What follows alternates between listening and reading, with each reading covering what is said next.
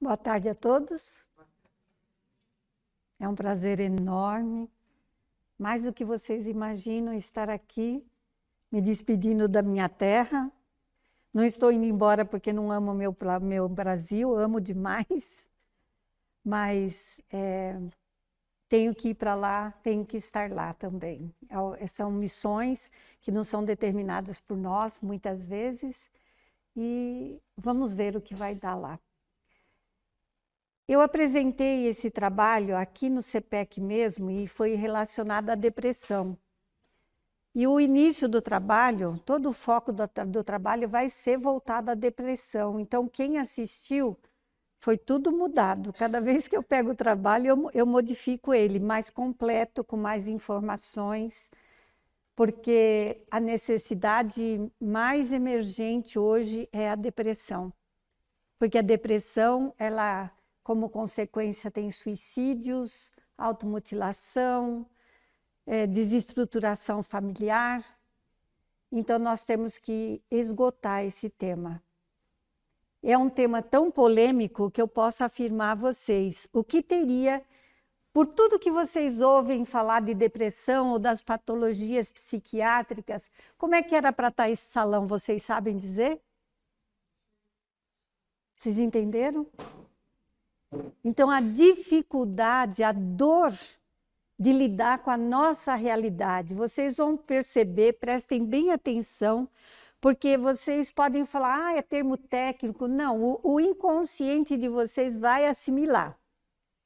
Vai assimilar e vai decodificar de acordo com a necessidade de cada um. Seja ela profissional, seja ela espiritual, seja ela psicológica, psiquiátrica, não importa. O inconsciente cuida de decodificar os termos. Eu procuro fazer o mais próximo da linguagem popular para que alcance a todos. E eu venho desenvolvendo esse trabalho, não é só de agora. Agora houve uma conscientização da necessidade desse trabalho, porque eu fui a Portugal, fiquei 4 meses lá, e comecei a fazer uma pós-graduação lá em psicoterapia familiar sistêmica. E das nossas aulas, nós temos estudos de caso. E foi apresentado o caso de uma menina com surto, uma adolescente com surto psicótico. E o pai foi chamado na clínica para conversar. Todo o trabalho que eu faço, eu nunca trabalho só a pessoa, o emergente da doença. E o pai ficou muito bravo. O que eu estou fazendo aqui? Não sou eu doente. O doente é minha filha. A gente manda ela limpar o quarto, a gente manda ela fazer as coisas, ela não faz, ela não liga. E aquilo me chocou de uma forma que eu falei, meu Deus, não é só no meu país. É mundial. É mundial as pessoas não entenderem as patologias psiquiátricas e psicológicas. Então, qual é a nossa necessidade? Que vocês estão aqui porque vocês foram chamados para isso. Vocês vão ser multiplicadores dessa realidade. A primeira coisa é nós conhecermos.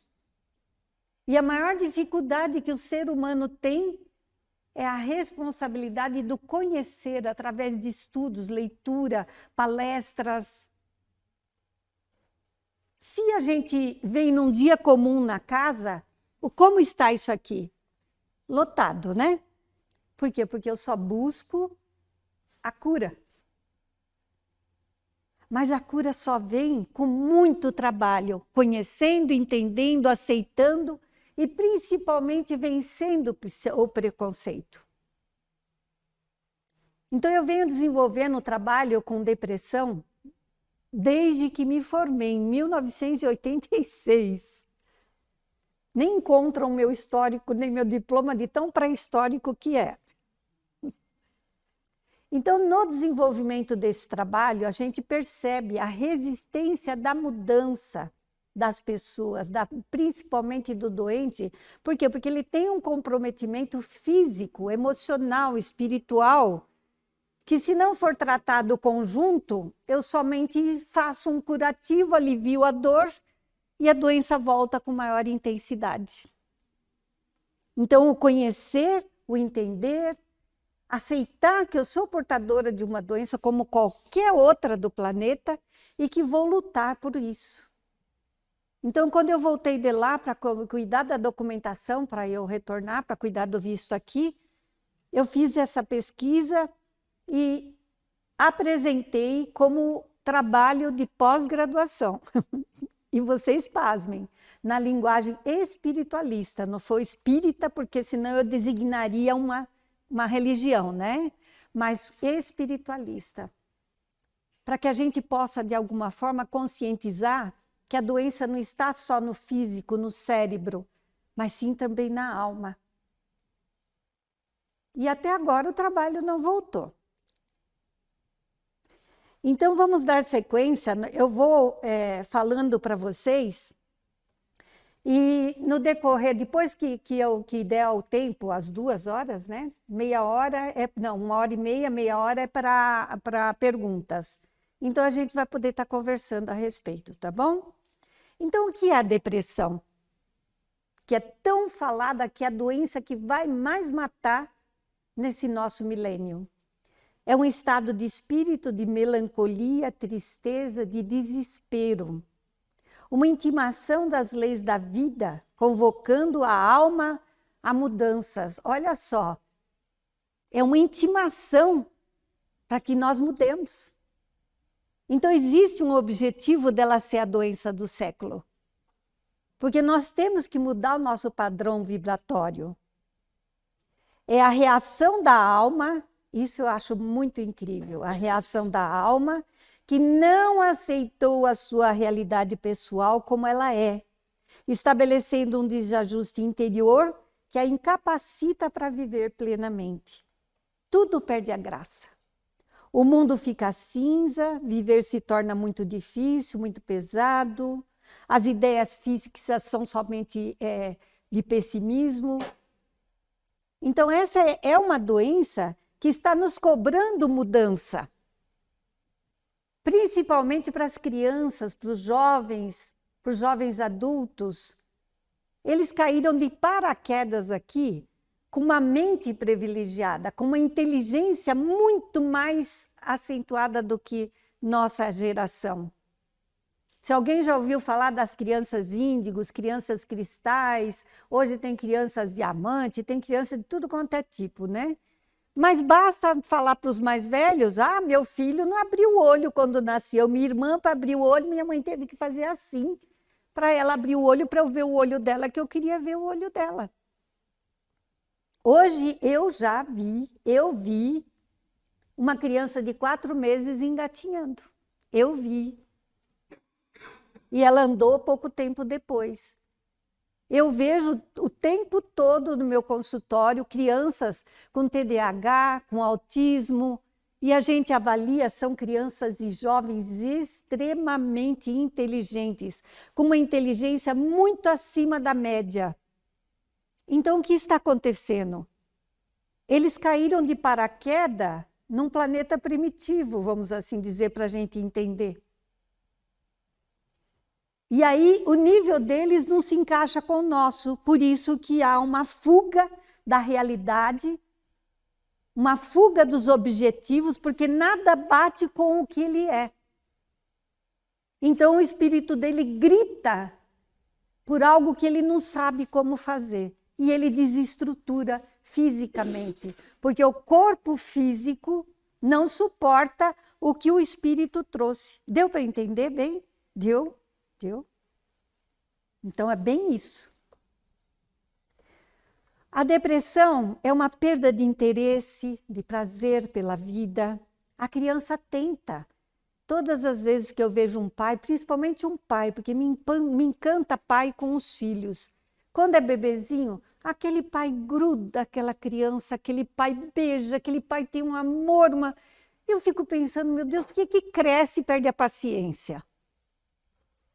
Né? Por que cresce e tem que gritar?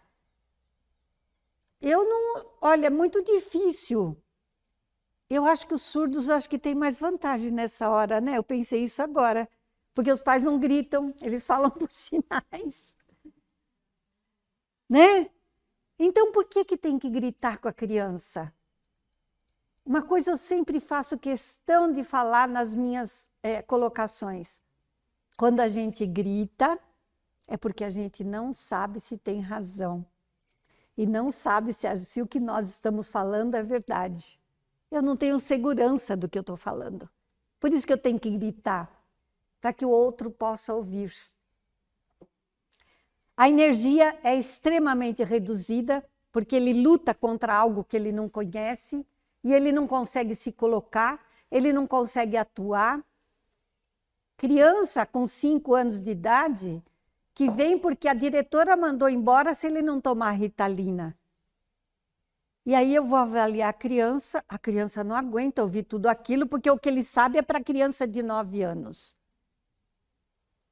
E essa criança conseguiu se dar bem. Quando ele se tornou adolescente, pré-adolescente, ele voltou comigo para ele receber algumas orientações. Eu não aguentava de vontade de dar risada.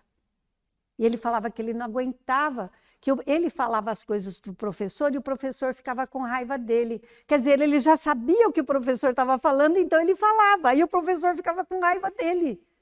Eu falei, então você tem que ter estratégias, eu conversei com ele. Espera o professor sair da aula, porque se você falar na frente dos seus amigos, isso é humilhante para ele. Questiona ele ao invés de você impor a sua verdade. Os distúrbios do sono, a ansiedade, a alteração de apetite, sentimento de culpa, baixa autoestima, falta de concentração. E são infinitos os diagnósticos para carimbar, né?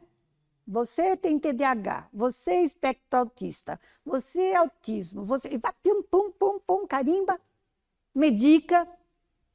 Então, o que está faltando para completar? Conhecimento.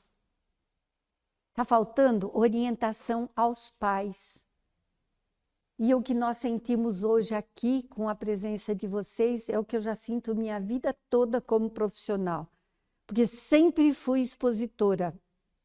Nós fizemos um trabalho, isso foi em 2001, 2005, nós tínhamos uma campanha, temos ainda essa campanha contra o aborto, Vida Sim à Gravidez, e a prevenção às drogas.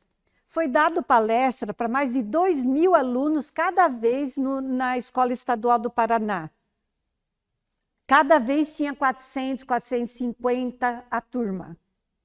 Vocês sabem quantos pais vieram quando foi para os pais? Tinha 35, 37 pais. Então, nós temos que decidir quem educa. Quem educa? A escola ou os pais? Tem que se definir, ficar muito bem definido. A parte dos pais, cabe aos pais educar. E cabe intelectualmente à escola encaminhar. Então, nós temos muitos confrontos com esses seres que estão surgindo. E nós vamos perder, porque eles são os seres do futuro. Os seres que vão transformar o nosso planeta. Para quê? Todo mundo é espírita aqui? Todo mundo é? Conhece? É simpatizante? Nós vamos voltar. E daí? Se eles não estiverem prontos e não fizerem a parte deles, que terra nós vamos encontrar? Por isso, a necessidade do conhecimento. A depressão está ligada a causas espirituais? Eu pensei, existe vida após a depressão? O depressivo não acredita que exista. Vocês já viram aquela mensagem de 2 gêmeos conversando na barriga da mãe? É a coisa mais incrível.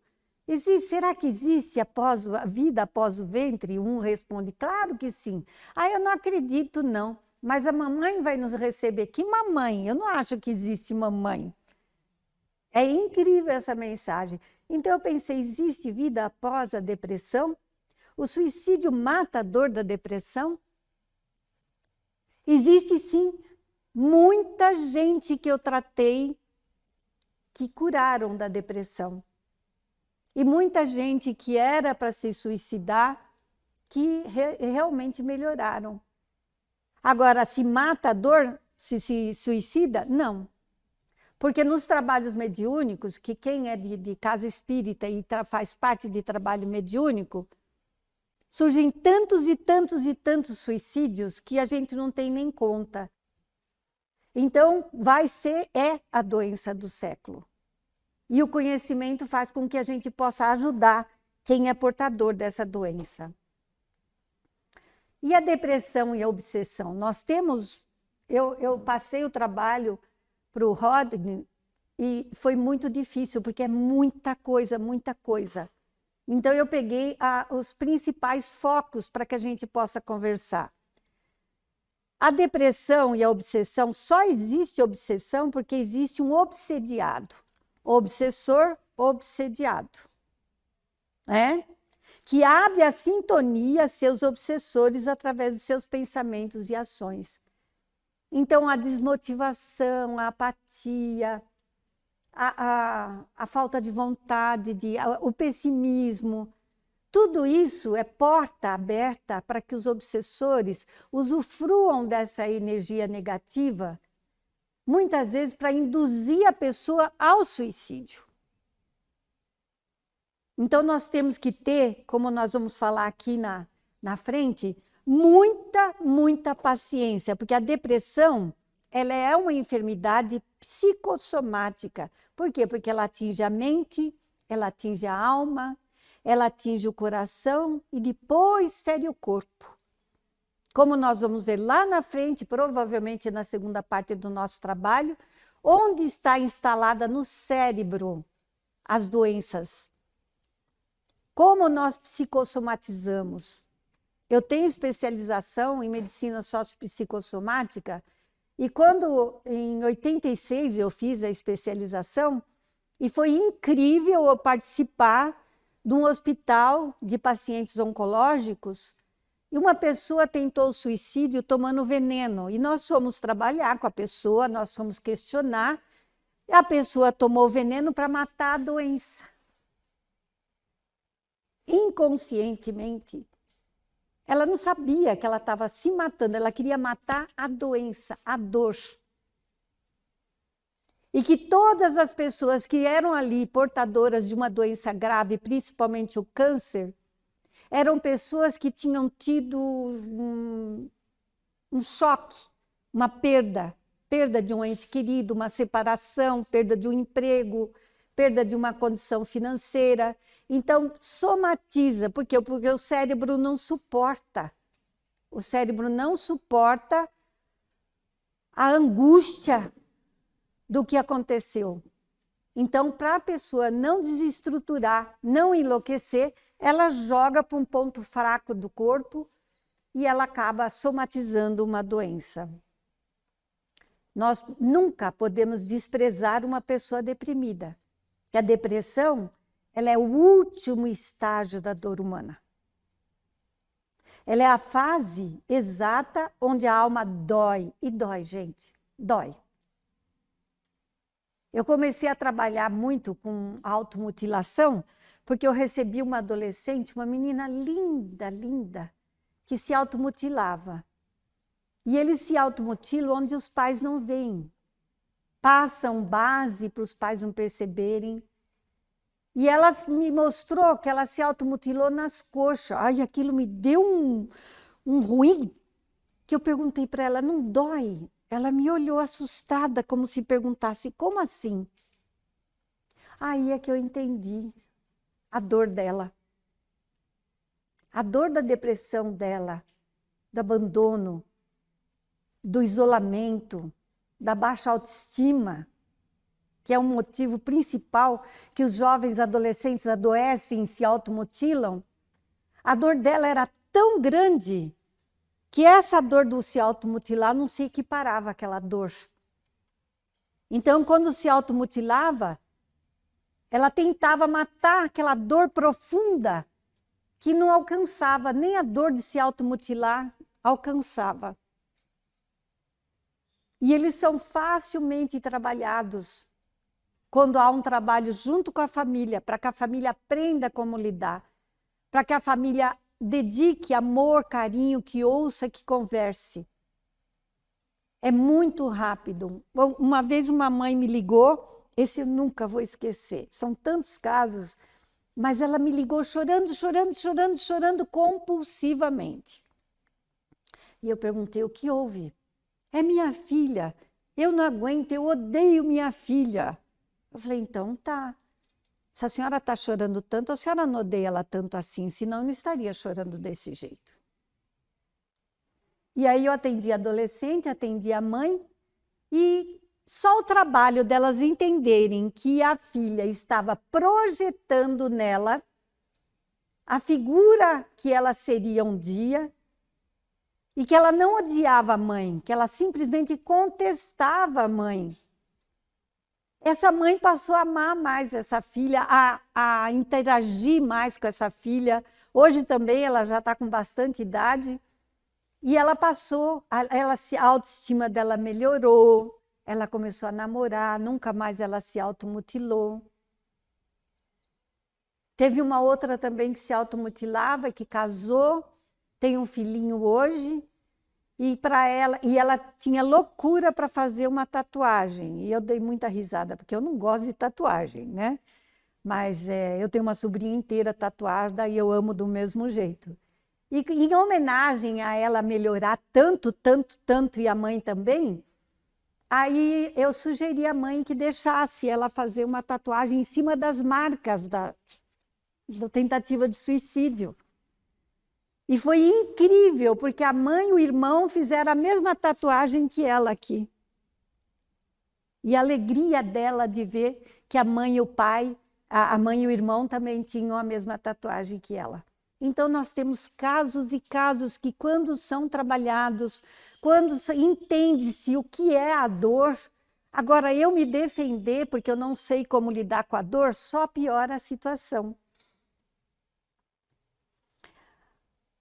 O estado depressivo deve ser abordado com muito cuidado, porque a depressão talvez esteja apontando, como eu disse, questões importantes do coração que grita, que pede por ajuda, que pede por atenção. Um grupo de pré-adolescentes e adolescentes, num trabalho que eu fazia com eles, numa altura do trabalho eu perguntei, o que mais dói em vocês? Quando nossos pais gritam conosco. E o que vocês fazem? Nós vamos para o quarto. Então, a tecnologia, tem uma frase de Einstein, que há muitos anos eu já ouvi essa frase, muitos anos mesmo. O dia que a tecnologia sobrepor a humanidade, teremos um bando de idiotas. Einstein. E o que está acontecendo com a tecnologia hoje? Não há mais diálogo. Não se dá mais risada em casa, não se brinca, não conversa a respeito da vida de cada um. Então, a tecnologia, para mim, meu Deus, foi uma das coisas mais importantes para a minha idade. Foi uma coisa impressionante. Eu tenho orgulho de conhecer muita coisa de tecnologia que, olha, acho que 60%, 50% pelo menos da minha geração não conhece. Então, a tecnologia é útil? Ela é útil, desde que a gente use ela também para o bem. Quando nós não estamos bem, quando nós temos dúvida, seja lá do que for, estou com casquinha na cabeça, Google, o que eu faço? O Google vai responder. Então, nós temos resposta para tudo no Google, para tudo que vocês possam imaginar. Nós temos mensagens de espíritas, meditação, mensagens motivadoras. Temos tudo que a gente precisa para nós nos encontrarmos, para nós criarmos coragem, para nós termos vontade de sair da dor e do problema. Então, nós temos que tomar muito cuidado e ter muita atenção, porque se nós o ignorarmos, nós estaremos fazendo com que essa doença volte mais tarde. Porque tem momento quando a depressão diz alguma coisa e nós precisamos escutar. Então, nós temos que ouvir a dor da pessoa, temos que pacientemente ouvir. Principalmente, gente, quando é de pai, de mãe, Porque os pais, o pai e a mãe, nos ouviram 300.000 vezes falar a mesma coisa. Agora vai envelhecendo ou está com depressão, a dor de não saber o que fazer faz com que eu agrida a pessoa, com que eu perca a paciência, com que eu perca a esperança. Então, nós temos que aprender a ouvir, principalmente. Agora, vamos definir um pouquinho o que é tristeza e o que é depressão. A tristeza é um sentimento passageiro ocasionado por algum fato. Então, tristeza nós temos constantemente. Mas e a depressão? A depressão é um sentimento sem causa aparente por semanas ou meses. Então, é diferente. Na tristeza, apesar da dificuldade, a gente consegue seguir a vida e realizar nossas atividades. Já na depressão, há uma perda de interesse muito grande em fazer atividades que antes geravam prazer. Na tristeza, a gente pode haver dificuldade para dormir, mas por um curto prazo. Agora, na depressão, as alterações importantes do sono e da alimentação são por um certo período, são mais extensos. Na tristeza, a fadiga e desmotivação são temporários. Agora, já na depressão, picos de raiva, cansaço constante, apatia, desmotivação, dificuldade de concentração, dificuldade de tomar decisão. Então, nós temos que saber identificar. E mesmo na tristeza, existem opções da gente buscar recursos para eu vencer aquele período de tristeza, porque ele é temporário, ele passa, né? Então, o que eu posso fazer para mudar meu foco? Eu trabalho com uma técnica minha, né, que é sempre fazer um pequeno grande feito. Um pequeno grande feito, ele é muito louco mesmo. Tem que ser mais louco do que nossa doença, né? O pequeno grande feito é assim. Eu estou lá eu fiz isso. Eu estava lá fazendo minhas coisas e fazendo coisas na casa que eu nem lembro. Eu só lembro que o sol bateu no vidro e eu vi o vidro embaçado. Eu fui lá, limpei o vidro. E fiquei super feliz porque eu limpei o vidro. Então, um pequeno grande feito. Tem uma pasta lá há anos que eu não mexo. Eu vou lá e pego e rasgo os papéis que não me servem mais. Mudar uma gaveta de lugar, mudar os talheres de lugar, sair dessa tradição mundial de que na primeira gaveta eu tenho garfo, faca, colher, colherinha de café e de chá, na segunda gaveta eu tenho conchas com madeira. Então, sair desse padrão mundial. Na terceira gaveta eu tenho pano de prato, e vocês? Né? Então, é mudar um padrão. Porque nossa vida é curtinha, né? Eu não quero ter trabalho. Então, há um quadro, né? Tem um quadro, vamos mudar um quadro de lugar? Parece que não tem muito efeito, mas no cérebro tem. Porque o cérebro, ele não vai mais lá. Ele tem que criar um novo caminho e ir lá. Então, ele ativa a corrente elétrica do cérebro. E nós criamos o quê? Serotonina, melatonina, que nós vamos ver aqui. Não está dando sono? Não? Senão a gente faz levantar, um abraçar o outro. Se sentir sono depois do café, aí eu faço, tá? Quando eu vim para cá, eu não queria trabalhar com adolescente, isso era 25 anos atrás. Adivinha, a espiritualidade, tem hora que eles, né? Aí eles me convidaram para fazer um encontro de jovens, com mais de 500 jovens do Brasil todo. Eu falei, meu Senhor, para falar sobre o quê? Sexo e sexualidade. Eu falei, Madonna. Aí preparei os profissionais, eu que organizei o evento. Para resumir a história, na hora de fazer a minha palestra, na hora que os profissionais foram apresentar, eu falei, não coloquem transparência, olha só. quantos anos atrás, né?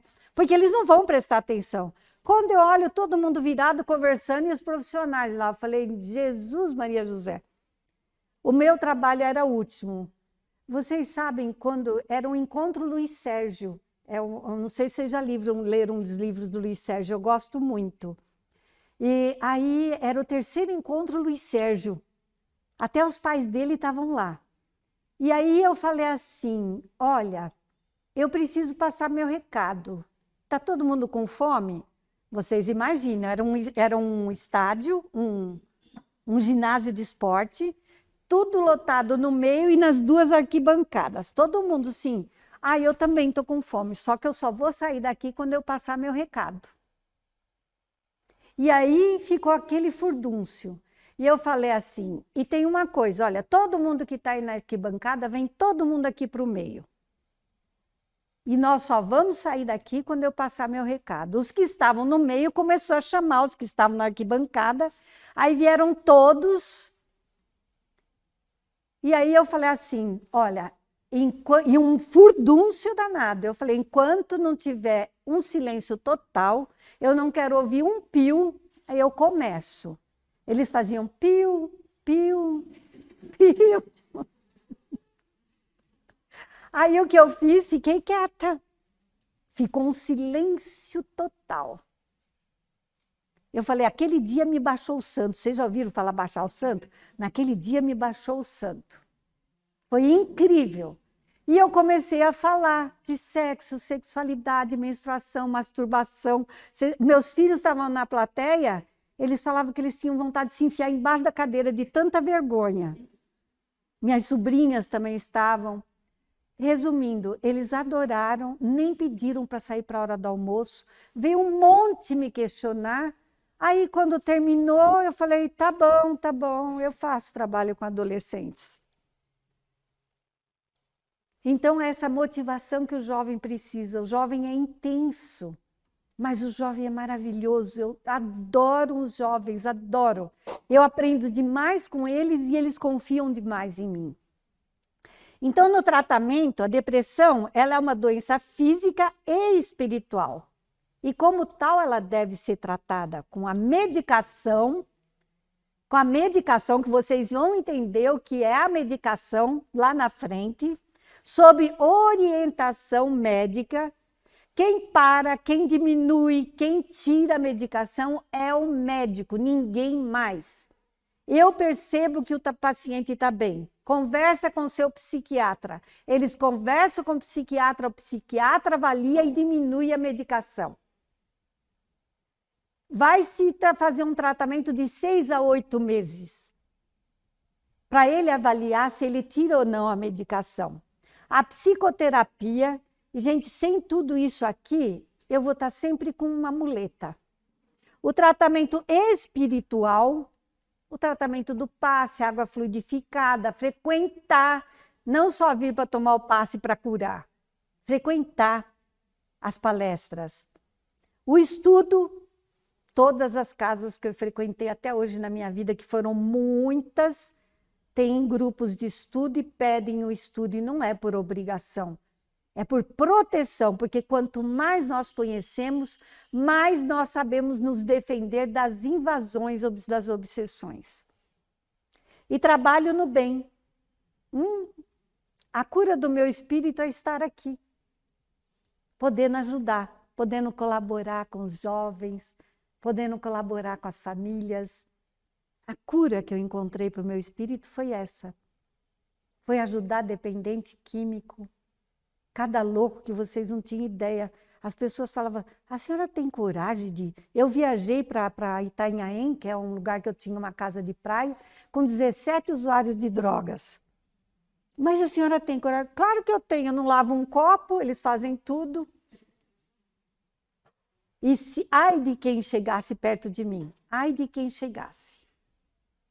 E hoje eu tenho que vale a pena, acabou de se formar. Eu acho que quem me conhece sabe que eu tenho um filho negro que eu peguei com 23 anos e drogado, né? Ontem ele me mandou o registro no COEN, no Conselho de Enfermagem. E ele chorava. Deu trabalho, mas é o meu maior orgulho. Meu maior orgulho. Essa mensagem, no nosso curso de terça-feira, nós tivemos essa mensagem justo quando eu estava revendo esse trabalho para passar para vocês. E ela caiu assim como uma luva. Os maus pensamentos intoxicam a alma. O que nós mais temos? Nossa mente não para, né? Sempre negativamente. Atraem o pessimismo e as presenças doentias dos espíritos perturbados e maus. Todas as vezes que eu não estive bem na minha vida, a primeira coisa que eu faço, eu tenho o hábito de sempre me maquiar desde os 15 anos de idade. Mas eu posso estar do jeito que for. Eu sempre procuro me arrumar. Quando eu olho no espelho, é outra pessoa, não é aquela que não está bem. Então, a gente lutar contra o pessimismo, as presenças doentias dos espíritos perturbados e maus. Mantenha a tua mente presa às ideias positivas, às ideias iluminativas, aos programas de enobrecimento, de cuja conduta te advirá o bem-estar íntimo e a alegria de viver. Nós temos nossa rotina e não temos tempo para nada. Mas visitar um orfanato, visitar uma creche, visitar um asilo, visitar o pequeno Cotolengo, nós vamos sempre saber que nós estamos melhor e que temos algo melhor ainda para doar. O que pensares com insistência, hoje ou mais tarde se concretizará. Os fatos se corporificam de início no campo mental, para depois se tornarem realidade no corpo físico. Pensa no bem e banha-te com a luz do amor. Veio um pensamento negativo, muda a sequência vibratória. Nem que for para vocês lerem alguma coisa, uma mensagem em voz alta. Por quê? Porque fica espíritos que se afinizam conosco, ou espíritos que querem se vingar, ou que querem atrapalhar nosso trabalho, eles sempre ficam na espreita. Eles têm 24 horas disponíveis para ficar do nosso lado para encontrar uma brecha. Então, quando vem um pensamento ruim, quando a gente não está bem, pega uma mensagem e lê em voz alta. Ele não vai suportar isso. Né? Então, nós temos que adquirir técnicas, estratégias que nos ajudem. Está aqui, gente. Mais para frente eu tenho muito mais que isso para vocês entenderem. Muitas vezes a dificuldade no tratamento, seja lá de qual patologia seja, resulta de falta de informação dos doentes e dos familiares. Receosos dos medicamentos e desconhecedores das verdadeiras características da doença. E é sobre esses aspectos que eu gostaria de informar vocês. Está aqui, olha, um cérebro deprimido e um cérebro não deprimido. Percebeu? Se dói o estômago, a gente dá importância? Se dói o joelho, se tem problema no fígado, nós não estamos enxergando o problema, a dor, a doença. Mas nós damos importância, a gente vai no médico, a gente toma o remédio direito, a gente faz exercício físico, a gente faz tudo. Mas do cérebro, eu creio que mundialmente falando, ninguém pensa, tá deprimido, então tá faltando a substância necessária lá no cérebro para poder melhorar. As pessoas não têm conhecimento dessa necessidade. Olha a diferença entre um e outro. Para vocês verem. E vocês imaginam que a pessoa não consegue reagir, não consegue melhorar, porque está lá no cérebro. O estômago não para de doer, por quê? Porque a doença está lá instalada, não está? Se eu não tomar o remédio, se eu não parar de comer coisas gordurosas, coisas pesadas, vai parar de doer? Eu fui para Portugal, eu fiquei com uma dor de estômago, e eu nunca tenho dor de estômago, nunca tive praticamente dor de estômago. E mas que eu estou com dor de estômago? O café de lá, o nosso melhor café, vai para lá. E eu tomei o café lá e afetou meu estômago. Então, o que eu fiz? Eu parei o café, tomei chá, tratei o estômago. Então, a gente faz tudo pelo órgão que nós não enxergamos. Agora, pelo cérebro que nós não enxergamos, nós não conhecemos nada. Por isso a importância de conhecer, vocês entenderam? Porque eu sei que está lá. Tá, eu estou deprimido, então eu tenho que tratar. E os antidepressivos? São drogas? Não. Não são drogas. São medicamentos que não produzem dependência, sendo a sua ação terapêutica. Gente, aqui é o português de Portugal, viu? É por isso que tem ação, é um pouco diferente. Sendo a sua ação terapêutica resultante de um reequilíbrio da perturbação depressiva. Eles são diferentes, pois, das substâncias psicoestimulantes que produzem dependência e cujo interesse terapêutico é muito menor condicionado. Então, os antidepressivos não são drogas que causam dependência. E como eles atuam? Eles atuam no cérebro, modificando e corrigindo a transmissão neuroquímica. Ou seja, o que falta aqui, tá vendo? Esse amarelo, esse azulzinho mais claro aqui, esses vermelhinhos aqui. Então, o antidepressivo vai tratar essa parte aí.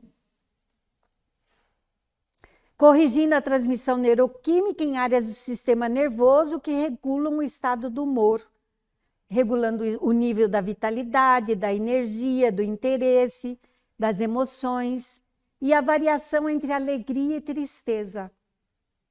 Existem também fitoterápicos. Quando eu precisei, eu tomei fitoterápico. Eu tratei com fitoterapia. Eu sempre fui muito naturalista, mesmo porque eu tenho muita reação à medicação. A médica me deu um remédio para dor na junção da bacia com o fêmur. Eu achei que eu estava com Covid, de tão mal que eu fiquei. Fui ver, era o remédio. Então, eu tenho um histórico de não tomar alopatia. Então, eu sempre tratei com homeopatia, com fitoterápicos. E existe para ansiedade, para depressão, existe para tudo. Procurar meios pela homeopatia, através da iridologia, tem várias áreas alternativas que ajudam. Quando o humor está afetado negativamente num grau significativo, nós temos que recorrer a essa alternativa. Então, em geral, a ação terapêutica dos antidepressivos é relativamente lenta. E a gente quer efeito imediato, como remédio alopático, né? Eu tomei e passo a dor. Não. Depois de iniciado a toma da medicação, com a dose correta, e ela pode não estar correta no começo, ela pode estar em excesso ou em falta. Quem vai saber isso é o médico. Mas eu não desisti. Logo que eu começo a tomar, não deu o efeito que eu quero e eu desisto. Porque o médico tem que ver se aumenta, se diminui, se mantém, se troca. Então, com a dose correta, deve-se esperar o começo da melhoria dos sintomas de depressão ao fim de cerca de 15 dias. Mas a recuperação mesmo pode tardar um mês. E é muito importante que a gente saiba esperar, confiar no médico e no tratamento. Porque eu estou tratando um efeito neuroquímico lá, eu estou tratando um prejuízo no cérebro, no órgão. E por vezes é útil e necessário combinar a medicação antidepressiva com medicamentos específicos para a ansiedade. Por quê? Porque aquela ansiedade que eu estou, porque eu estou com medo dos sintomas, eu estou com medo que volta tudo e não melhora, está piorando, não está adiantando. Então, se vê que está muito ansioso, pedir para o médico um ansiolítico. Aqui está a química cerebral. Olha o que muda entre os remédios antigos e uma droga hoje natural, né? Uma droga atual. Os antidepressivos, eles aumentam a presença de neurotransmissores relacionados à sensação de bem-estar na conexão do neurônio. Esse aqui, ó. E eu amo o neurônio. Eu sou apaixonada por ele. Então, o que é um neurônio é isso daí. O que está acontecendo aqui entre eles se chama sinapse. E aí que o remédio atua. E na sinapse, aqui há uma recaptação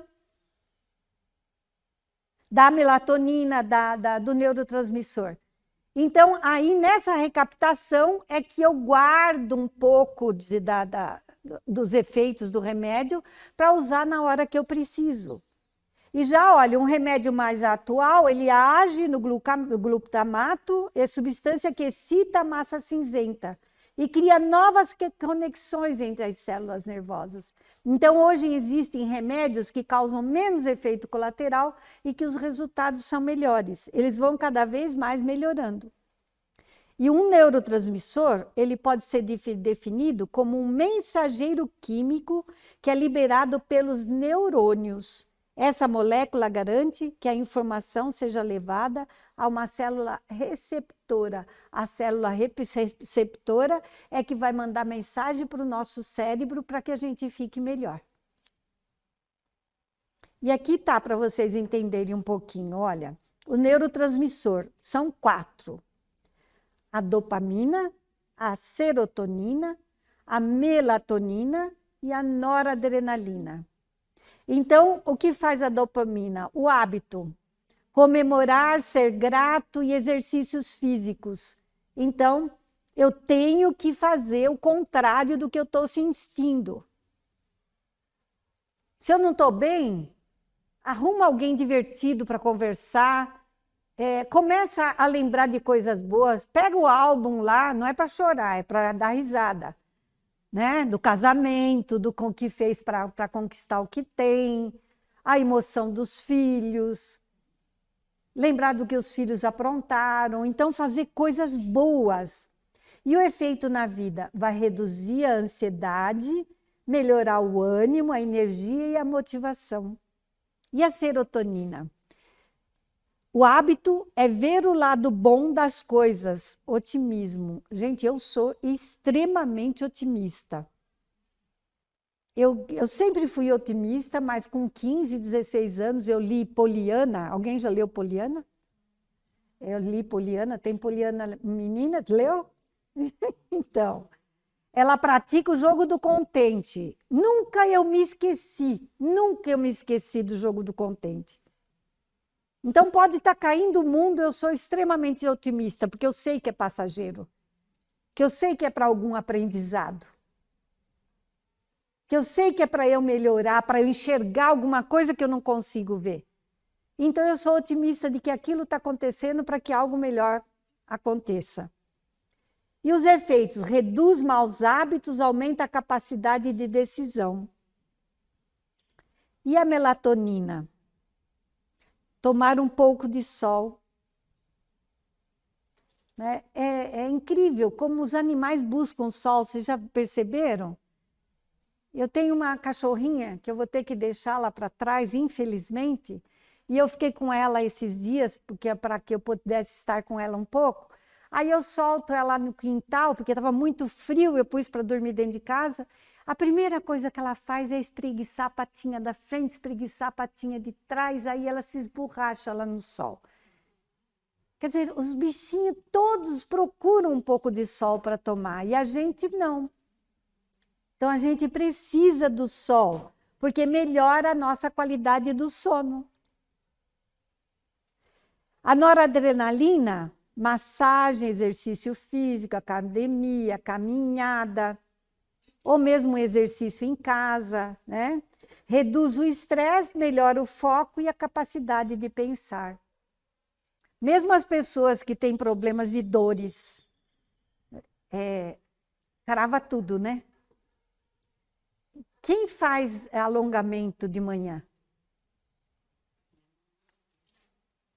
Gente, a gente acorda até difícil de virar na cama, né? Aí eu alongo, e conto direitinho todos os alongamentos. Aí eu me solto, destrava tudo. Então a gente queixa de dor, mas a gente não se dá o trabalho de ficar 10 minutinhos no máximo ali alongando para passar dor, para esquentar, aquecer os nossos músculos. Agora, seria uma caricatura É lá que eles falam assim, né? Uma caricatura absoluta tentar caracterizar esses medicamentos como uma pílula milagrosa, ou seja, uma semidroga. Ou então entender que o tratamento da depressão vai se limitar à prescrição de uma medicação. Não, não podemos pensar assim, porque é essencial a medicação, como em outras áreas da medicina, mas também é indispensável no ato médico a compreensão, no ato médico, a explicação, a motivação e o apoio psicológico individual e familiar. Então, se os médicos, infelizmente, eles têm pouca psiquiatria e pouca psicologia, acho que nada de psicologia. Então, explicar para o paciente, é o que eu vou falar para vocês lá na frente. Cadê o cérebro em cima da mesa do psiquiatra, ou do médico, ou do neurologista, seja lá quem for? Para explicar onde que está o problema, né? Mais do que nas outras doenças, a relação terapêutica é fundamental. Gente, não fala, eu não posso pagar. Um dia, eu era estudante de psicologia e eu fui fazer terapia lacaniana. Ai, era horrível, mas foi uma das melhores terapias que eu fiz. E eu pedi desconto para minha professora na época, né? Eu era estudante. Ela falou, quanto é que você vale? Porque para tudo a gente dá um jeito na vida. Para tudo a gente consegue. Agora, para cuidar de nós, a gente não consegue. E outra, não tem profissional que não pode pagar? Conversa, é porque eu não quero tratar. Conversa com o psicólogo, pede um desconto. A gente não vai deixar de atender porque a pessoa não pode pagar de forma alguma. A gente entende como é difícil. Tem pessoas que você vê que realmente não pode pagar. Eu vou deixar de atender tendo horário? Não vou, não vou. Então, gente, é a gente querer melhorar. Porque quando eu quero, eu faço. Mas sem a medicação antidepressiva, para a maioria das depressões, a mais bem consumada psicoterapia é manifestamente insuficiente, intervindo tão só na esfera dos mecanismos psicológicos de defesa. Vocês viram que uma sem a outra não faz efeito. Ora a medicação, ora a psicoterapia. Saber sobre a depressão e reconhecê-la como doença é a primeira coisa. E é muito importante numa educação para a saúde, tanto da pessoa como da comunidade. Uma vez que a causa profunda é milenar e se enraiza no ser espiritual, isso falando na visão espírita, viu? E nos compromissos assumidos para com a lei divina no passado, o paciente tem um papel essencial no próprio processo de cura, de reequilíbrio. Ainda que, salvaguardando o que eles falam, né? De acordo com vozes autorizadas no assunto, que não se deve esperar resultados exageradamente rápidos, dado a gravidade do problema. O paciente pode e deve se trabalhar interiormente. Pode fortalecer a confiança em Deus e, sobretudo, enfrentar seus próprios medos. Certo de que se encontra no caminho da recuperação e que de si depende, em grande parte, não só de desfazer a sintonia com os obsessores, através de uma atitude renovada, mas também a vontade de percorrer o caminho que o conduzirá à libertação plena e que corresponde à presente oportunidade que lhe é dada a viver. Então, gente, a depressão não é fácil, mas nós temos que nos arrastar para poder nos libertarmos dela.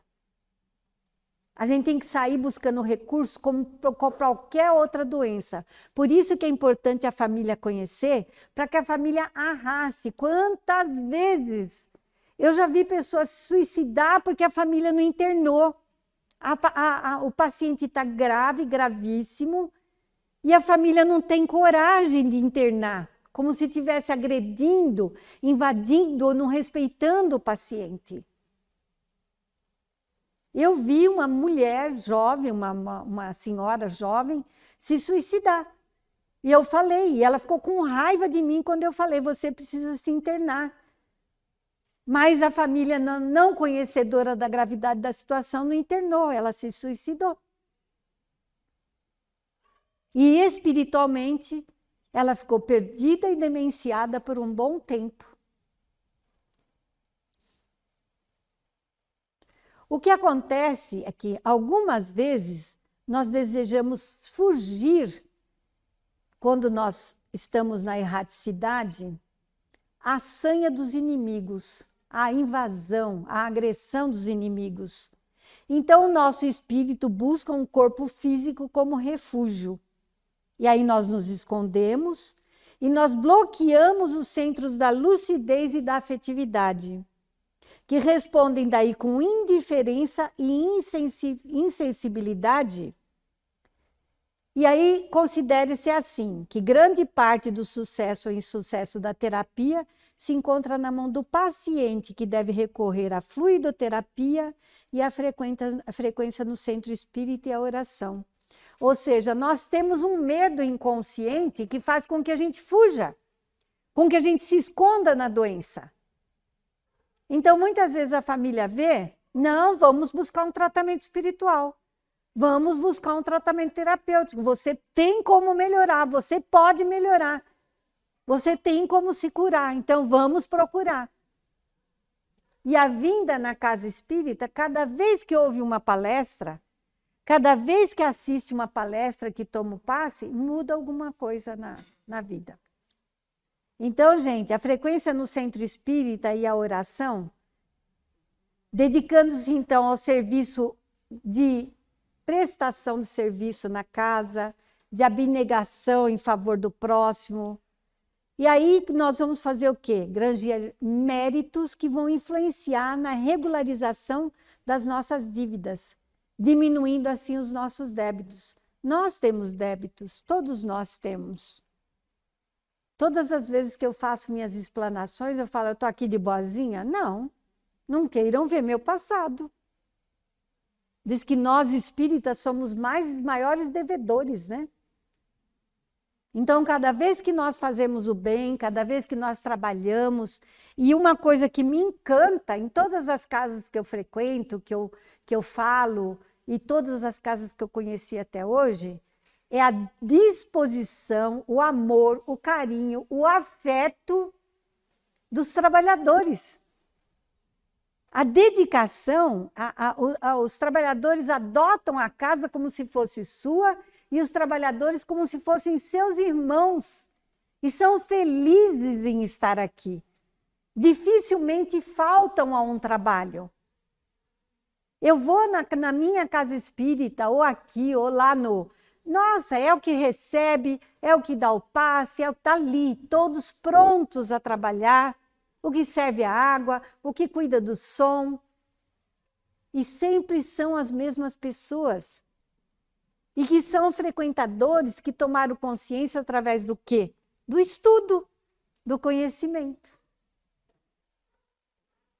Então, é difícil a gente começar? É, porque nós somos acomodados. E nós estamos escondidos atrás da nossa impotência.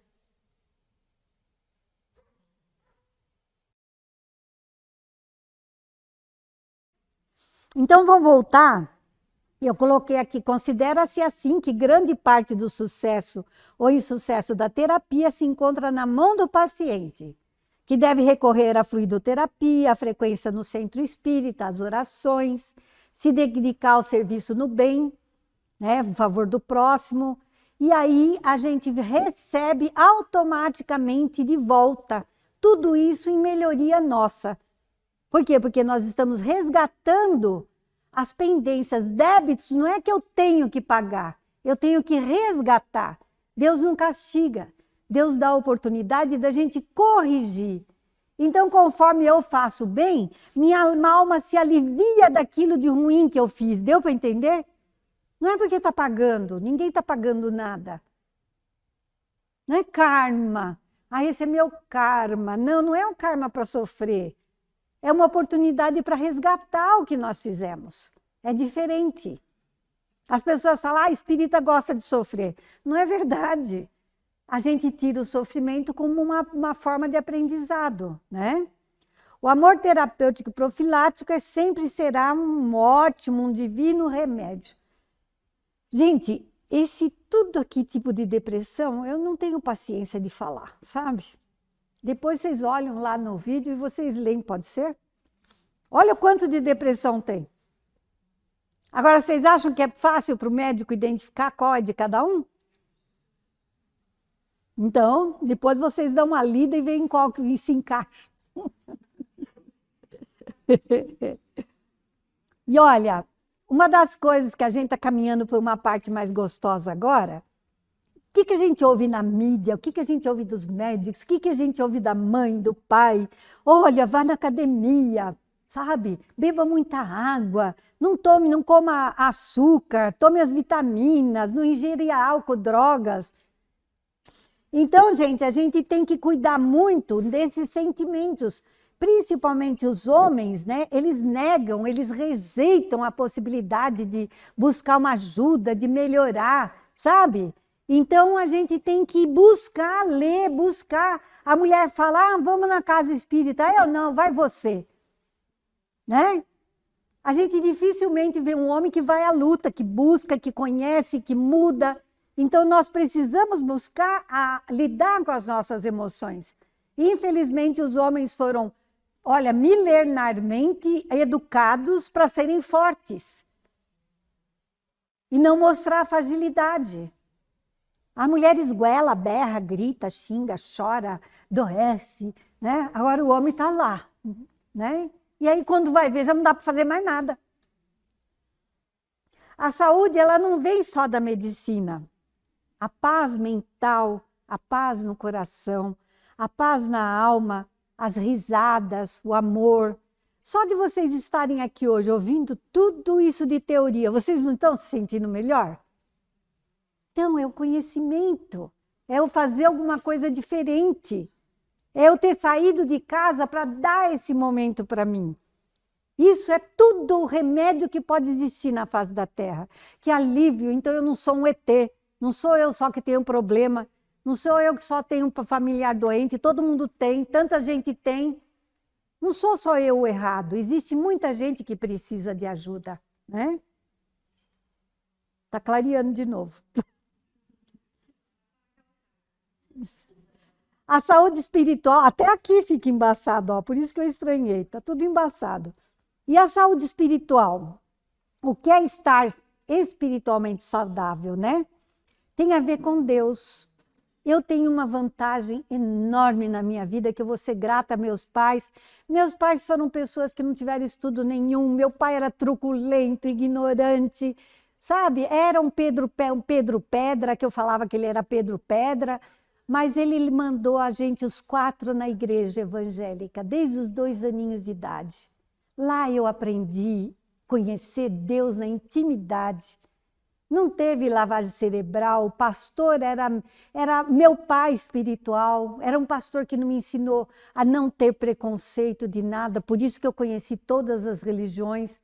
Eu era evangélica, eu fiz curso de parapsicologia com 14 anos, fiz curso de tarô, fiz curso de numerologia, de cristal, de tudo que vocês possam imaginar, eu conheci de espiritualidade, até chegar no espiritismo. Então eu valorizo a todos na sua escolha. Então é Deus, simplesmente em todos os lugares que eu fui, eu encontrei Deus. Isso que é importante, a fé. E essa fé que faz com que a gente tenha força para passar pela prova e para melhorar. E quando nós somos orgulhosos e mesquinhos, a gente não consegue, porque a gente fica, não, isso não é para mim, né?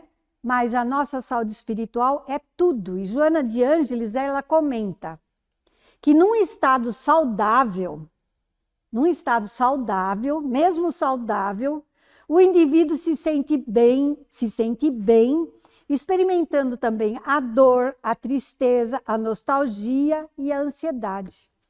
Por quê? Porque existe um oscilar da normalidade. E isso é característica dela própria, da ansiedade.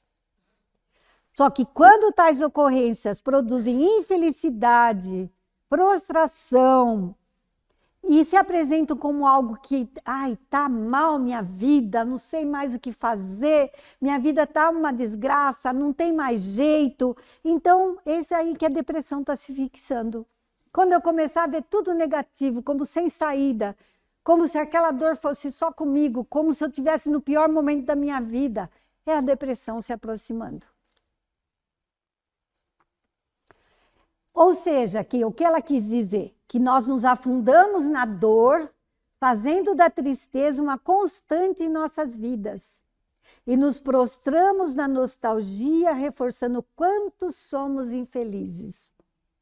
A gente não consegue chamar a atenção de um jeito, a gente chama de outro. A gente chega no extremo da autopunição porque não conseguiu o amor do pai. Mesmo que nós somos adultos, muitas vezes nós nos colocamos nessa condição, trazendo aquela criança interior ferida, porque eu não consegui que fosse do meu jeito. E aí eu adoeço, eu me torno infeliz, eu fico ansioso, nós nos perdemos na dor. Porque aquela criança interior está gritando e reclamando aquele amor que não recebeu do pai e da mãe. Nós nos afastamos cada vez mais da saída que nós temos aqui nas nossas mãos e somos privilegiados. A fé. A fé. A confiança de que vai passar. Meu Deus, tudo na vida não passou? Tenho certeza que se cada um de nós falarmos aqui um pouco de nós, todos nós passamos por grandes provas. Vocês se lembram dela com dor ou se lembram somente? Só se lembra, né? Passou. Passou, eu sobrevivi, eu estou bem, eu resgatei. Pronto. Então é isso que eu tenho que pensar quando eu estou passando por uma grande prova. Nós nos afastamos da confiança de que estamos seguros e protegidos pelos nossos mentores, pelos anjos de guarda enviados por Jesus para nos proteger e amparar dos companheiros invisíveis que aproveitam a deixa, que aproveitam a oportunidade para nos deixar mais para baixo ainda, porque aí eles se alimentam das emanações negativas que nós emitimos. Companheiros que se afinizam com nossa condição e se alimentam desses fluidos negativos que a gente cria e vai acentuar cada vez mais nosso negativismo. Aí a gente se torna os próprios infelizes, coitados, e não é só nosso, é dele também. E aí a gente vai ficando cada vez mais prostrado e sem energia. Por quê? Porque ele está sugando nossa energia vital. Chico Xavier, olha, se vocês quiserem tirar foto dessa, é para guardar, para ler todo dia. Quando você conseguir superar problemas graves, não se detenha na lembrança dos momentos difíceis, mas sim na alegria de haver atravessado mais essa prova em sua vida. Quer dizer, quando a gente passa, a gente conta para todo mundo, ai, porque eu estou assim, porque aconteceu isso, porque... Quanto mais as pessoas me reforçam, mais eu reclamo, não é verdade? Quando sair de um longo tratamento de saúde, não pense no sofrimento que foi necessário enfrentar, mas sim na bênção de Deus que permitiu a cura. Mas o que eu faço? Eu falo tanto de remédio que eu estou tomando, os exames que eu fiz, quanto foi sofrido, que bibi, e eu não mudo, não saio daquela sintonia. Eu passado pelo problema. Hoje eu não estou mais assim, então eu vou criar uma nova história. Leve na sua memória para o resto da vida as coisas boas que surgiram nas dificuldades. Elas serão uma prova de sua capacidade e lhe darão confiança diante de qualquer obstáculo. Quando você faz o que nós realmente, tudo que nós falamos aqui, precisam ser feitas, tudo que precisa ser feito, você começa a crescer. E esse crescimento vai tornar você capaz de fazer cada vez mais Cada vez mais, hoje, amanhã, mais do que ontem, depois de amanhã, tudo vai se tornando melhor. Porque eu vou descobrindo o quê? Que eu venci um obstáculo, que eu venci outro, que eu consegui fazer isso, que eu consegui não deixar o pânico me tomar, que eu consegui não deixar a depressão me vencer. É assim que a gente vai criando forças para sair da doença. É o remédio que nós temos aqui, ó. Essa é a causa principal desse projeto. Exatamente por causa do que aquele pai falou, e eu pensei que quando nós vamos no oftalmologista, tem lá o olho que ele desmonta. Quando ele me falou que ia me operar da catarata, foi uma vez que eu tomei essa consciência, porque ele tirou o cristalino do olho que estava em cima da mesa lá de acrílico, né? Me mostrou onde estava a catarata, que ela é sugada e que põe a lente, sabe? Então, gente, tá aqui. Ele me explicou tudo antes de eu operar. Você vai no pneumologista, tá lá o pulmão, né? No ortopedista, a gente faz tudo. Ah, você tá com a rótula gasta, você vai precisar pôr prótese. A gente corre, fortalecer os músculos, fazer exercício, tomar os remédios, tomar as vitaminas para poder não botar prótese no joelho. O coração também. A gente vai lá, o médico mostra o coração, a ramificaçãozinha, os 4 quadrantes do coração. Agora, a gente vai num psicólogo, num psiquiatra, num neurologista, tem alguma coisa em cima da mesa deles? Não tem. E é o que está faltando. Gente, quem já viu, do mais velho ao mais novo, alguém já viu em cima da mesa de um médico que explique para a gente o que está acontecendo no nosso cérebro? Não tem. Fala aqui, ó, doutor, me explica, por favor, como que age isso no meu cérebro? Como trata o remédio? Algum explicou um dia para vocês? Vocês entenderam? Ninguém conhece do cérebro. Ninguém conhece o cérebro. E é essa a minha. Só. Mas não mostra lá, né? Onde mostra o raio-x, pelo menos. Mostra lá, não mostra tudo lá na luzinha que ele tem lá? Então, por isso, essa minha proposta agora, que eu vou levar lá para Portugal, que das vezes vem para cá com mais força. Né?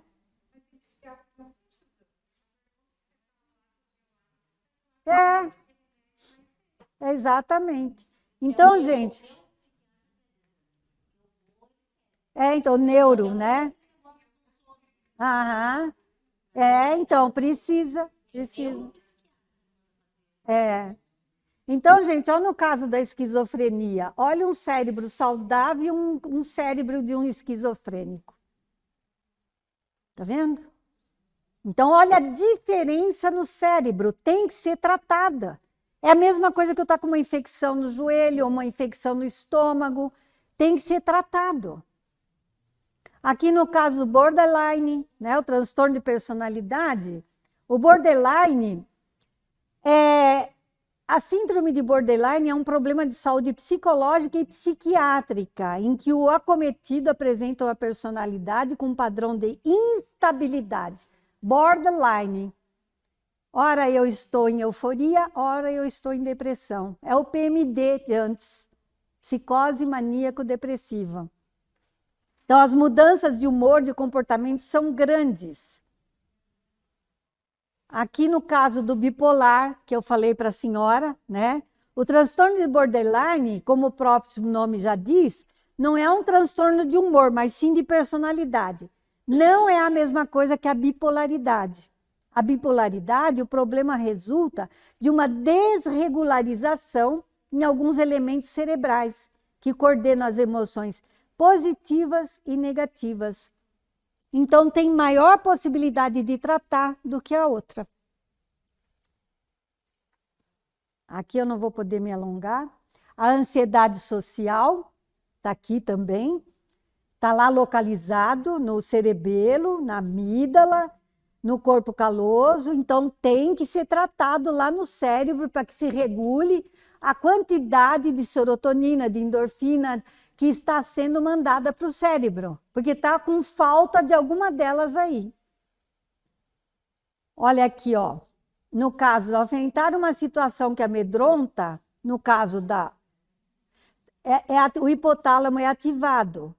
Aí ativa a glândula pituitária, que desencadeia a liberação da adrenalina, da noradrenalina e da cortisol.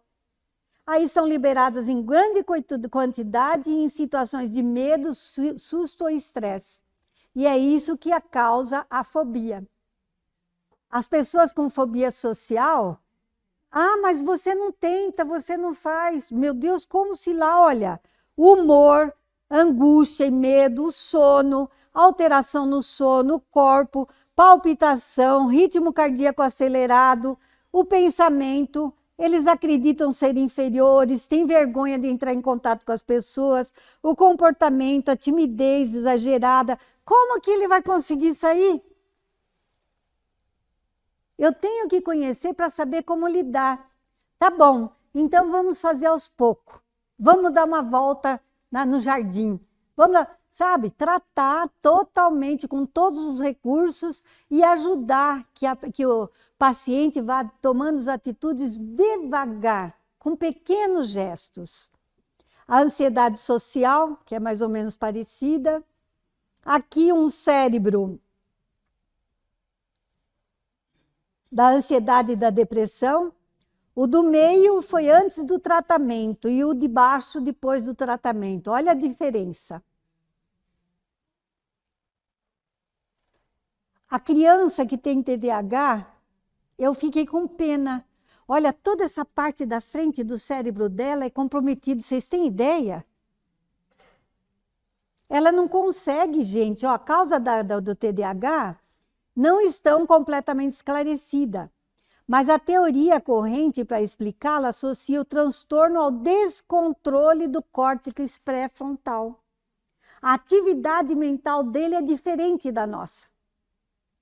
Então ele consegue assim, olha, a gente fala assim para ele, vai lá na cozinha, pega aquela panela, traz aqui para a mãe, põe no fogo. Ele só guarda que ele tem que ir buscar a panela. E nem acha. Nem acha. É verdade. Então, olha adultos também têm TDAH, viu? Olha, eles têm dificuldade para se planejar. Eu tenho um cunhado com TDAH. Eles têm dificuldade para se planejar, falham em cumprir prazos, tendem a começar uma atividade antes de terminar outra, é desajeitado, tem dificuldade para esperar, muda o comportamento quando é criticado, acha difícil seguir regras, faz comentários inconvenientes sem controle. Olha só. Então tem tratamento, gente, e a pessoa melhora a qualidade de vida. Olha só, o cérebro com transtorno de déficit de atenção recebe menos recompensa pelo seu trabalho. Então aqui é uma condição neuropsiquiátrica que acomete 3 a 5% das crianças e que frequentemente persiste até a idade adulta, podendo ser considerado um dos mais comuns transtornos neuropsiquiátricos.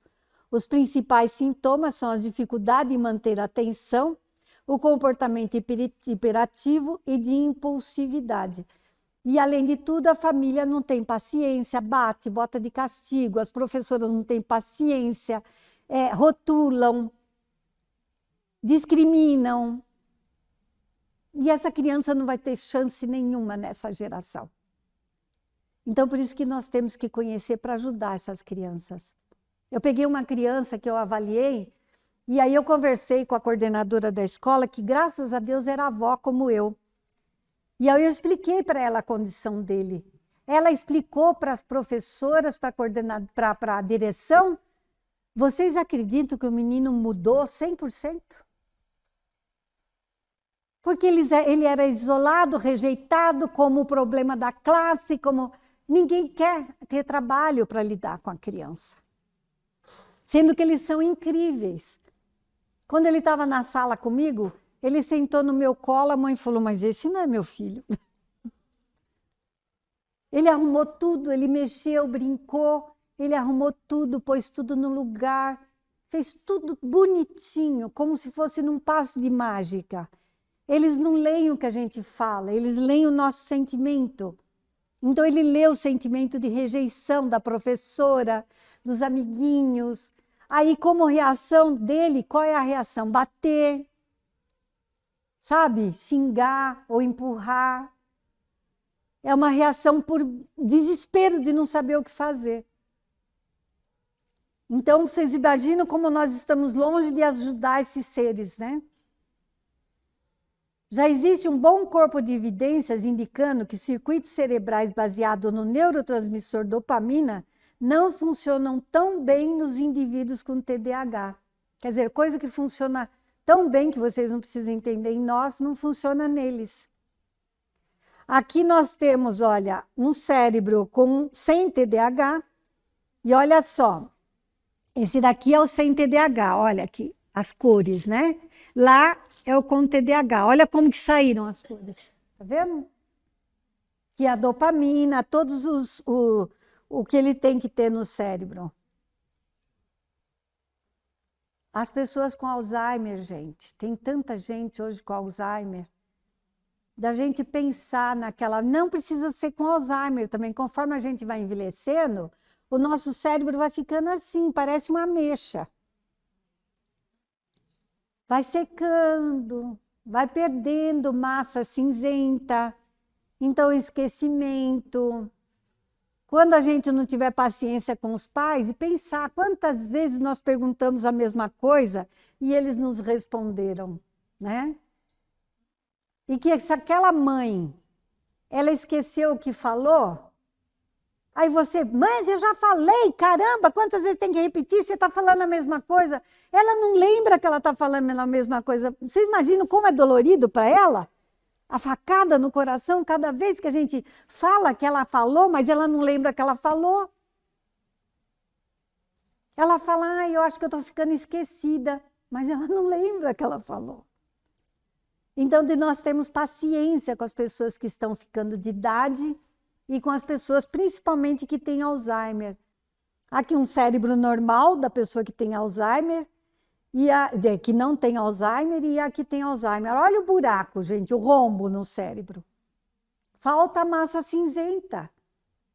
É umas valetas entre essas massas aqui, esses lóbulozinhos ali, ó, vira uma valeta, olha. Tá vendo? Então, não assimila.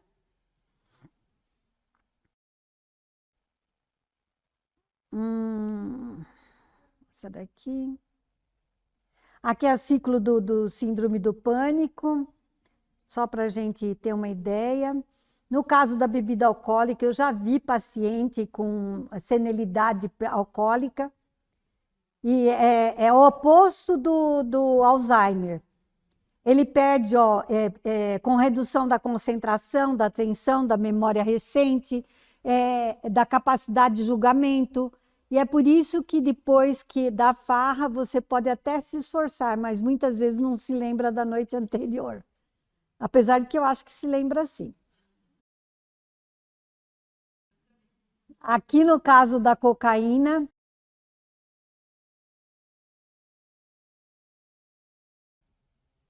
então o cérebro se recompõe sim, né? Aqui no usuário de maconha é gravíssimo também. As pessoas acham que não tem consequências, que só fumam baseado. Eu acho a pior das drogas, porque eu falo que ela é a droga dos obsessores. Porque desde que é jovem, zero testosterona e a progesterona.